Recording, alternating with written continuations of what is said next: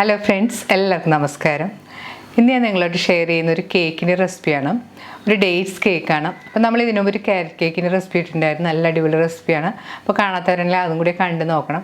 അതുപോലെ തന്നെ നമ്മുടെ ചാനലിൽ പ്ലം കേക്കിൻ്റെ കുറേയധികം റെസിപ്പീസൊക്കെ ഉണ്ട്. എല്ലാവരും ഒന്ന് ട്രൈ ചെയ്ത് നോക്കണം. ഈ ഈന്തപ്പഴം കേക്ക് നല്ല ടേസ്റ്റി ആയിട്ടുള്ളൊരു കേക്കാണ്. പക്ഷേ ഇതിൻ്റെ വീഡിയോ കുറച്ച് വലുതാണ് കേട്ടോ. അത് കുറേ സ്റ്റെപ്പൊക്കെ ഉള്ളത് കാരണം കുറച്ച് 10 മിനിറ്റിലധികം ഉണ്ട് വീഡിയോ. അപ്പോൾ എല്ലാവരും ഒന്ന് കണ്ട് ട്രൈ ചെയ്ത് നോക്കണം. ട്രൈ ചെയ്ത് നോക്കിയിട്ട് നിങ്ങളുടെ അഭിപ്രായം എന്തായാലും കമൻറ്റ് ബോക്സിൽ മറക്കരുത്. നിങ്ങളുടെ ഫ്രണ്ട്സായിട്ടൊക്കെ ഷെയർ ചെയ്യുക. അപ്പോൾ നമുക്ക് ഡേറ്റ്സ് കേക്ക് ഉണ്ടാക്കാൻ തുടങ്ങാം. കേക്ക് ഉണ്ടാക്കാൻ ആവശ്യമുള്ള ഡേറ്റ്സ് ഞാനിവിടെ എടുത്ത് വെച്ചിട്ടുണ്ട്. ഇതിൻ്റെ കുരു എല്ലാം ഒന്ന് കളഞ്ഞെടുക്കണം. ഞാനിവിടെ എടുത്തിരിക്കുന്ന ഒരു 20 ഡേറ്റ്സ് ആണ്. ഈ ഡേറ്റ്സ് നമ്മൾ ഉടച്ചൊക്കെ എടുത്ത് വരുമ്പോഴത്തേക്ക് 1 കപ്പ് ഡേറ്റ്സ് ഉണ്ടാവും. കേക്കിനായി ഈന്തപ്പഴം എടുക്കുമ്പോഴത്തേക്കും പ്രത്യേകം ശ്രദ്ധിക്കേണ്ടത് ഈന്തപ്പഴം നല്ല ഫ്രഷ് ആയിട്ടുള്ളതും നല്ല സോഫ്റ്റ് ആയിട്ടുള്ളതും എടുക്കാൻ ശ്രദ്ധിക്കുക. ഞാനിവിടെ എടുത്തിരിക്കുന്നത് നല്ല ഫസ്റ്റ് ക്വാളിറ്റി ഡേറ്റ്സ് ആണ്. നല്ല സോഫ്റ്റ് ഡേറ്റ്സ് ആണ്. കട്ടിയുള്ള ഡേറ്റ്സ് ഒക്കെ ആണെങ്കിൽ നമ്മൾ മിക്സിയിലിട്ടൊക്കെ ഒന്ന് അടിച്ചെടുക്കേണ്ടി വരും. നല്ല സോഫ്റ്റ് ആയതുകൊണ്ട് നമ്മൾ കുരുവെല്ലാം കളഞ്ഞെടുത്തതിന് ശേഷം കൈകൊണ്ട് തന്നെ ഒന്ന് ഉടച്ചെടുത്താൽ മതി. ഇപ്പോൾ നിങ്ങൾ ഉപയോഗിക്കുന്ന ഡേറ്റ്സ് കുറച്ച് കട്ടിയുള്ളതാണെന്ന് തോന്നുകയാണെങ്കിൽ മിക്സിയിലിട്ട് പതുക്കെ ഒന്ന് കറക്കിയെടുത്താൽ മതി. ഇപ്പോൾ ഇത് നല്ല സോഫ്റ്റ് ആയതുകൊണ്ട് ഞാൻ കൈകൊണ്ട് തന്നെ ഇങ്ങനെ നന്നായിട്ട് ഉടച്ചെടുക്കുകയാണ് ചെയ്യുന്നത്. ഡേറ്റ്സ് കൈകൊണ്ട് നന്നായിട്ട് ഉടച്ചെടുത്തിട്ടുണ്ട്. നമുക്കിത് മാറ്റി വെക്കാം. ഇനി മിക്സിയുടെ ഒരു ചെറിയ ജാറിലേക്ക് നമുക്ക് 1/2 കപ്പ് പഞ്ചസാരയും കൂടെ ഞാൻ 2 ടേബിൾ സ്പൂൺ പഞ്ചസാരയും കൂടി ചേർത്ത് കൊടുത്തിട്ടുണ്ട്. മധുരം കുറവായിട്ടുള്ള ഡേറ്റ്സ് ഒക്കെ ആണെങ്കിൽ നമുക്ക് പഞ്ചസാര കൂടുതലായിട്ട് ഉപയോഗിക്കാം. ഇത് നല്ല മധുരമുള്ള ഡേറ്റ്സ് ആണ്. അതുകൊണ്ട് ഞാൻ 1/2 കപ്പും 2 ടേബിൾ സ്പൂൺ പഞ്ചസാരയുമാണ് പൊടിക്കാനായിട്ട് എടുത്തിരിക്കുന്നത്. ഇനി പഞ്ചസാരയിലേക്ക് 2 ഗ്രാമ്പും 2 ചെറിയ കഷ്ണം പട്ടയും കൂടി ചേർത്ത് കൊടുക്കാം. ഇനി ഇതൊന്ന് നന്നായിട്ട് പൊടിച്ചെടുക്കണം. പൊടിച്ചെടുത്ത പഞ്ചസാര നമുക്ക് മാറ്റി വെക്കാം. ഇനി പഞ്ചസാര നമുക്കൊന്ന് കാരമലൈസ് ചെയ്തെടുക്കണം. അതിനായിട്ടൊരു പാനിലേക്ക് 1/2 കപ്പ് പഞ്ചസാര ഇട്ട് കൊടുക്കാം. ഇതിലേക്ക് 1 ടേബിൾ സ്പൂൺ വെള്ളവും കൂടി ചേർത്ത് കൊടുക്കണം. ഇനി ഇതൊന്ന് സ്റ്റവിൽ വെച്ച് നന്നായിട്ട് ഉരുക്കിയെടുക്കണം. ഒരു മീഡിയം ഫ്ലെയിമിൽ വെച്ച് നന്നായിട്ട് ഉരുക്കിയെടുക്കുക. പഞ്ചസാര നന്നായിട്ട് ഉരുക്കി തുടങ്ങിയിട്ടുണ്ട്. അപ്പോൾ വേണമെങ്കിൽ സ്പൂൺ കൊണ്ടൊന്ന് മിക്സ് ചെയ്ത് കൊടുക്കാം. പഞ്ചസാര കാരമലൈസ് ചെയ്തെടുക്കാൻ വേണ്ടിയിട്ട് നമ്മൾ നോൺ സ്റ്റിക്ക് പാനൊന്നും ഉപയോഗിക്കാത്തതാണ് നല്ലത്. ഞാനിപ്പോൾ ഇവിടെ ഉപയോഗിച്ചിരിക്കുന്നത് ഒരു ഇൻഡാലിയത്തിൻ്റെ പാത്രമാണ്. ഇതിലാണെങ്കിൽ പെട്ടെന്ന് നമുക്ക് കാരമലൈസ് ചെയ്തെടുക്കാൻ പറ്റും. ഇതില്ലെങ്കിൽ സ്റ്റീൽ പാത്രമാണെങ്കിൽ ഉപയോഗിക്കാം. സ്റ്റീൽ പാത്രമൊക്കെ ആണെങ്കിൽ ചിലപ്പോൾ കുറച്ച് സമയം കൂടി എടുക്കും. ഇപ്പോൾ പഞ്ചസാര നന്നായിട്ട് ഉരുക്കാൻ തുടങ്ങിയിട്ടുണ്ട്. ഈ സമയത്ത് സ്റ്റവ് നമുക്കൊരു മീഡിയം ഫ്ലെയിമിലേക്ക് വെച്ച് കൊടുക്കാം. ഇപ്പോൾ പഞ്ചസാര നല്ലതുപോലെ ഉരുക്കി ചെറിയ ബ്രൗൺ കളറായി തുടങ്ങിയിട്ടുണ്ട്. ഈ സ്റ്റവ് നമുക്കൊരു ലോ ഫ്ലെയിമിലേക്ക് വെക്കാം. പഞ്ചസാര നല്ലൊരു ഗോൾഡൻ ബ്രൗൺ കളറായി വരണം. പ്ലം കേക്കിനും ഡേറ്റ്സ് കേക്കിനൊക്കെ കാരമലൈസ് ചെയ്ത് എടുക്കുമ്പോഴത്തേക്കും പഞ്ചസാര നല്ലൊരു ബ്രൗൺ കളറാക്കി എടുക്കുക. അപ്പോൾ കേക്കിന് നല്ല കളർ കിട്ടും. കൂടുതൽ കരിഞ്ഞും പോകരുത്. കൂടുതൽ കരിഞ്ഞു പോയിട്ടുണ്ടെങ്കിൽ കേക്കിലൊരു കയ്പ്പ് ടേസ്റ്റ് വരും. ഇപ്പോൾ പഞ്ചസാര നല്ലൊരു ബ്രൗൺ കളറായി വന്നിട്ടുണ്ട്. ഇനി ഇതിലേക്ക് നമുക്ക് വെള്ളം ചേർത്ത് കൊടുക്കണം. ഞാൻ ഇതിലേക്ക് 1/4 കപ്പ് ചെറിയ ചൂടുള്ള വെള്ളം ചേർത്ത് കൊടുത്തിട്ടുണ്ട്. വെള്ളം ചേർക്കുമ്പോൾ പ്രത്യേകം ശ്രദ്ധിക്കേണ്ടത് കുറച്ച് നീങ്ങി നിന്നിട്ട് വേണം നമ്മൾ വെള്ളം ഒഴിച്ച് കൊടുക്കാനായിട്ട്. അല്ലെങ്കിൽ പെട്ടെന്ന് കയ്യിലേക്ക് തെറിച്ച് വീഴാനായിട്ട് ചാൻസ് ഉണ്ട്. വെള്ളം കുറേശ്ശായിട്ട് നമുക്ക് ഒഴിച്ചു കൊടുക്കാം. വെള്ളം ഒഴിച്ച് നന്നായിട്ട് മിക്സ് ചെയ്ത് കൊടുക്കണം. ഇനി ഇതൊന്ന് നന്നായിട്ട് തിളപ്പിക്കണം. ഇപ്പോൾ ഷുഗർ സിറപ്പ് നന്നായിട്ട് തിളക്കാൻ തുടങ്ങിയിട്ടുണ്ട്. ഈ സമയത്ത് നമുക്കിതിലേക്ക് ഉടച്ചു വെച്ചിരിക്കുന്ന ഡേറ്റ്സ് ചേർത്ത് കൊടുക്കാം. ഡേറ്റ്സ് ചേർത്ത് ഒന്ന് നന്നായിട്ട് മിക്സ് ചെയ്ത് കൊടുക്കണം. ഇനി ഇതൊരു മീഡിയം ഫ്ലെയിമിൽ വെച്ച് നന്നായിട്ട് കുക്ക് ചെയ്തെടുക്കണം. ഡേറ്റ്സ് നന്നായിട്ട് കുക്കായി വരണം. ഇപ്പോൾ നന്നായിട്ട് തിളച്ച് വന്നിട്ടുണ്ട്. നമുക്ക് സ്പൂൺ കൊണ്ടൊന്ന് നന്നായിട്ട് ഉടച്ചു കൊടുക്കാം. ഇനി സ്റ്റവ് ഒരു ലോ ഫ്ലെയിമിലേക്ക് വെച്ച് കൊടുക്കണം. അതിന് ശേഷം ഇതൊന്ന് നന്നായിട്ട് വരട്ടിയെടുക്കണം. വെള്ളമെല്ലാം ഒന്ന് വറ്റി വരണം. ഇപ്പോൾ ഡേറ്റ്സിലുള്ള വെള്ളമെല്ലാം വറ്റി നന്നായിട്ട് കുറുകി വന്നിട്ടുണ്ട്. കൂടുതൽ ഡ്രൈ ആയി പോകരുത്. ഈ പരുവമാകുമ്പോഴത്തേക്ക് നമുക്ക് സ്റ്റവ് ഓഫ് ചെയ്ത് ഇത് തണുക്കാനായിട്ട് മാറ്റി വെക്കണം. നന്നായിട്ട് തണുത്തിട്ട് വേണം നമ്മൾ ഇത് ഉപയോഗിക്കാനായിട്ട്. ഇനി കേക്കിന് ആവശ്യമായ വെറ്റ് ഇൻഗ്രീഡിയൻസ് ഒക്കെ നമുക്കൊന്ന് റെഡിയാക്കി എടുക്കണം. നമ്മൾ ഇതിനായിട്ട് എടുത്തിരിക്കുന്നത് 2 മുട്ടയാണ്. ഇനി മുട്ട നമുക്കൊരു ബീറ്ററോ വിസ്കോ ഉപയോഗിച്ച് നന്നായിട്ട് അടിച്ച് പതപ്പിച്ചെടുക്കണം. ഞാനിവിടെ ബീറ്ററാണ് ഉപയോഗിച്ചിരിക്കുന്നത്. നിങ്ങളുടെ കയ്യിൽ ബീറ്റർ ഇല്ലെങ്കിലും കുഴപ്പമില്ല കേട്ടോ. ഒരു വിസ്ക് വെച്ചിട്ട് നന്നായിട്ട് അടിച്ച് പതപ്പിച്ചെടുത്താൽ മതി. വിസ്ക് ആകുമ്പോഴത്തേക്കും കുറച്ച് സമയം കൂടുതൽ എടുക്കുമെന്ന് മാത്രമേ ഉള്ളൂ. മുട്ട ഈ കാണുന്ന പോലെ നന്നായിട്ട് അടിച്ചെടുത്തിട്ടുണ്ട്. ഇതിലേക്ക് നമുക്കൊരു ടീസ്പൂൺ വാനില എസൻസ് ചേർത്ത് കൊടുക്കാം. ഇനി ഇതിലേക്ക് നമുക്ക് പൊടിച്ചു വെച്ചിരിക്കുന്ന പഞ്ചസാര കുറേശ്ശെയായിട്ട് ചേർത്ത് വീണ്ടും നന്നായിട്ട് അടിച്ചെടുക്കണം. പഞ്ചസാര ഒരു 2-3 പ്രാവശ്യമായിട്ട് ചേർത്ത് നന്നായിട്ട് അടിച്ചെടുക്കണം.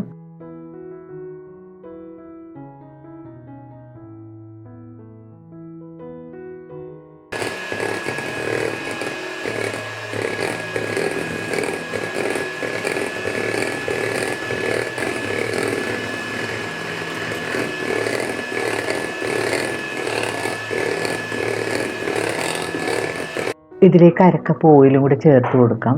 ഞാനിവിടെ ഉപയോഗിച്ചിരിക്കുന്നത് സൺഫ്ലവർ ഓയിലാണ്. മണമില്ലാത്ത ഏത് ഓയിൽ വേണമെങ്കിലും നമുക്ക് ഇതിന് ഉപയോഗിക്കാം. ഓയിൽ ചേർത്തിട്ട് വീണ്ടും ഒന്ന് നന്നായിട്ട് അടിച്ചെടുക്കണം.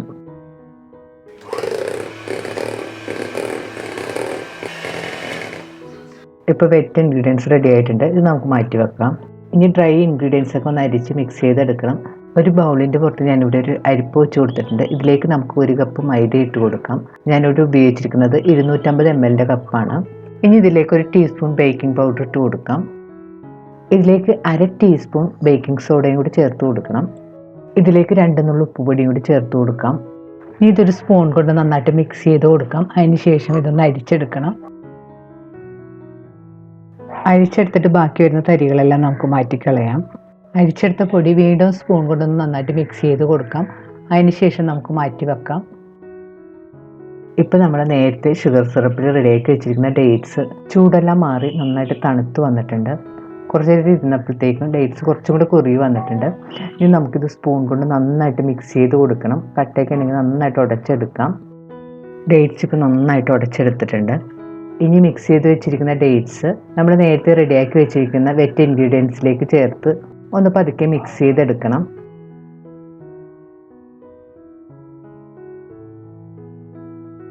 ഡേറ്റ്സ് ചേർത്ത് നന്നായിട്ട് മിക്സ് ചെയ്തെടുത്തിട്ടുണ്ട്. ഇനി ഇതിലേക്ക് നമുക്ക് നേരത്തെ റെഡിയാക്കി വെച്ചിരിക്കുന്ന ഡ്രൈ ഇൻഗ്രീഡിയൻസ് കുറേശ്ശെയായിട്ട് ചേർത്ത് വീണ്ടും പതുക്കെ ഒന്ന് മിക്സ് ചെയ്തെടുക്കണം.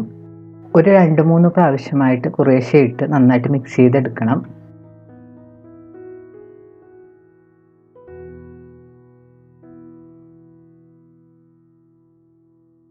ഇപ്പോൾ കേക്ക് ബാറ്റർ നന്നായിട്ട് മിക്സ് ചെയ്തെടുത്തിട്ടുണ്ട്.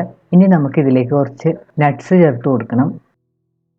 ഞാനിവിടെ കുറച്ച് കാഷ്യൂ നട്ട്സും ബദാമും കൂടെ ചെറുതായിട്ട് ചോപ്പ് ചെയ്തെടുത്തിട്ടുണ്ട്.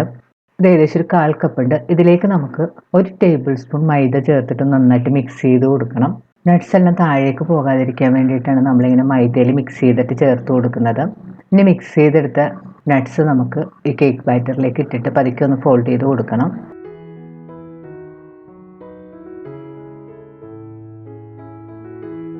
ഇപ്പോൾ നമ്മുടെ കേക്ക് ഉണ്ടാക്കാനുള്ള ബാറ്റർ റെഡി ആയി കഴിഞ്ഞാൽ ഇനി നമുക്ക് കേക്ക് ഉണ്ടാക്കാൻ തുടങ്ങാം.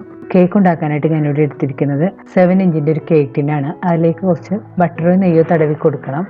ഇനി നമുക്കിതിലേക്ക് സ്ക്വയർ ഷേപ്പിൽ കട്ട് ചെയ്ത് വെച്ചിരിക്കുന്ന ഒരു ബട്ടർ പേപ്പർ ഇട്ട് കൊടുക്കാം. അതിൻ്റെ മുകളിലും കുറച്ച് നെയ്യോ ബട്ടറോ തടവി കൊടുക്കണം.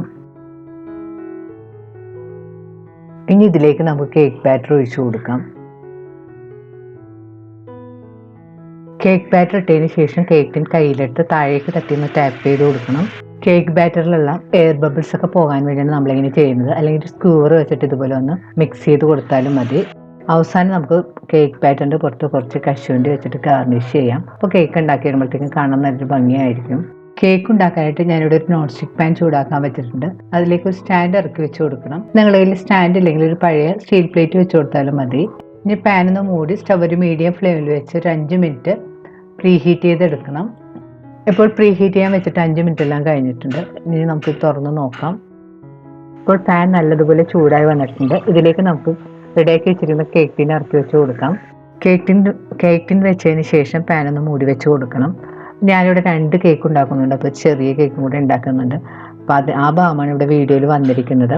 പാൻ മൂടി വെച്ചതിന് ശേഷം ഒരു 3 മിനിറ്റ് ഒരു ഹൈ ഫ്ലെയിമിൽ വെക്കണം. 3 മിനിറ്റിന് ശേഷം മീഡിയം ഫ്ലെയിമിലേക്ക് വെക്കണം. മീഡിയം ഫ്ലെയിമിൽ വെച്ചൊരു 30 മിനിറ്റ് കുക്ക് ചെയ്യുക. അതിന് ശേഷം ഒരു 30 മിനിറ്റ് ലോ ഫ്ലെയിമിൽ വെച്ച് കുക്ക് ചെയ്യേണ്ടി വരും. ഡേറ്റ്സ് കേക്ക് കുക്കായി വരാനായിട്ട് കുറച്ച് സമയം കൂടുതൽ വേണം.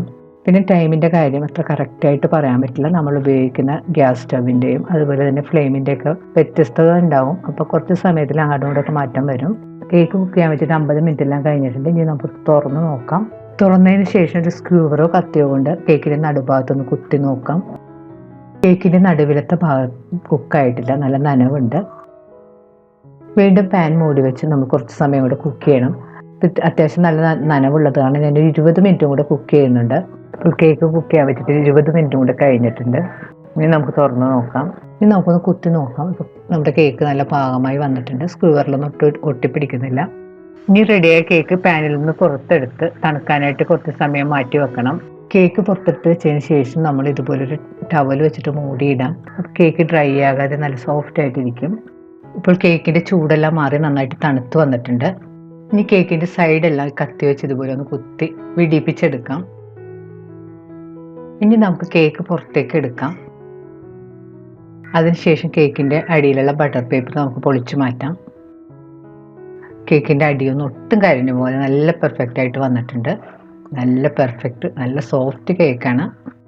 ഈ കേക്ക് കുറച്ച് സോഫ്റ്റ് മോയ്സ്റ്റും ആയതുകൊണ്ട് കുക്കായി വരാനായിട്ട് കുറച്ച് സമയം എടുക്കും. അപ്പോൾ ടൈം നിങ്ങൾ അഡ്ജസ്റ്റ് ചെയ്ത് കുക്ക് ചെയ്യാം. ഇനി കേക്കൊന്ന് നമുക്ക് കട്ട് ചെയ്ത് നോക്കാം. നമ്മൾ കട്ട് ചെയ്യുമ്പോൾ തന്നെ അറിയാം നല്ല സോഫ്റ്റ് ആയിട്ടുള്ള കേക്കാണ്. പിന്നെ നമ്മൾ സ്പൈസസ് ഒക്കെ ചേർത്തിട്ടുള്ള കാരണം നല്ലൊരു സ്മെല്ലും ഉണ്ട്. നല്ല സോഫ്റ്റ് നല്ല ടേസ്റ്റിയുമായിട്ടുള്ള ഒരു കേക്കാണിത്. അപ്പോൾ എന്തായാലും നിങ്ങളൊന്ന് ട്രൈ ചെയ്ത് നോക്കുക. ട്രൈ ചെയ്ത് നോക്കി നിങ്ങളുടെ അഭിപ്രായം കമൻറ്റ് ബോക്സിൽ ഇടാൻ മറക്കരുത്. നിങ്ങളുടെ ഫ്രണ്ട്സായിട്ടൊക്കെ ഷെയർ ചെയ്യുക. വീണ്ടും ഇതുപോലെ നല്ല യമ്മിയും ടേസ്റ്റിയുമായിട്ടുള്ള റെസിപ്പി ആയിട്ട് നമുക്ക് കാണാം. Thank you.